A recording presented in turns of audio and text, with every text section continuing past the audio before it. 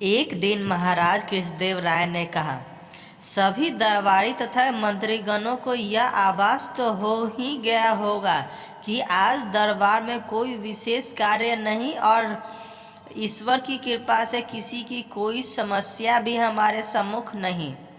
अतः क्यों न किसी विषय पर चर्चा की जाए।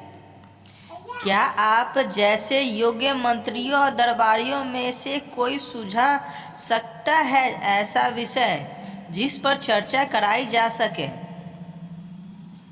तभी तेनालीराम बोला, महाराज, विषय का निर्णय आप ही करें तो अच्छा होगा।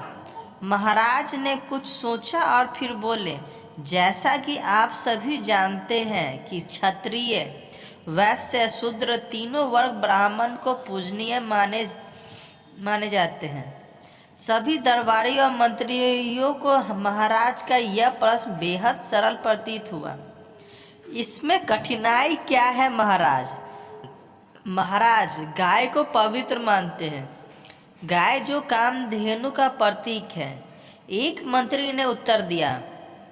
दरबार में उपस्थित सभी लोग उससे सहमत लगे। तभी महाराज बोले, तेनालीराम, क्या तुम भी इस उत्तर से संतुष्ट हो या तुम्हारी कुछ अलग राय है? तेनालीराम हाथ जोड़ते हुए विनम्र भाव से बोला, महाराज, गाय को तो सभी पवित्र मानते हैं, चाहे मानव हो या देवता, और ऐसा मानने वाला मैं अकेला नहीं। हमारे विद्वान की राय भी कुछ ऐसी ही है। यदि ऐसा है तो ब्राह्मण गौचर्म गाय की खाल से बने जूते चप्पल क्यों पहनते? महाराज ने फिर पूछा। दरबार में चहु और चुप्पी छा गई। दरअसल महाराज ने जो कुछ भी कहा था वह बिल्कुल सच था। इस प्रश्न का उत्तर किसी के पास न था।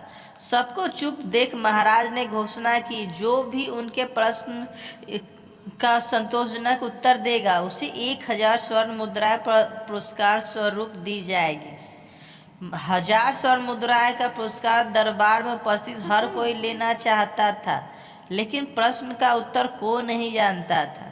सभी को चुप बैठा देख तेनालीराम अपने आसन से उठते हुए बोला, महाराज, ब्राह्मण के चरण पैर बेहद पवित्र माने जाते हैं, उतने ही पवित्र जितना कि किसी तीर्थ धाम की यात्रा।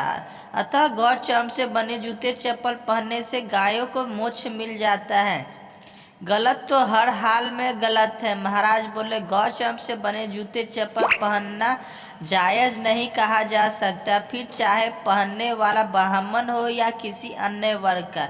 लेकिन मुझे खुशी इस बात की है कि तेनालीराम ने उत्तर देने का साहस तो किया। चतुराई भरा उसका उत्तर उसे 1000 स्वर्ण मुद्राएं दिलाने के लिए काफ़ी है।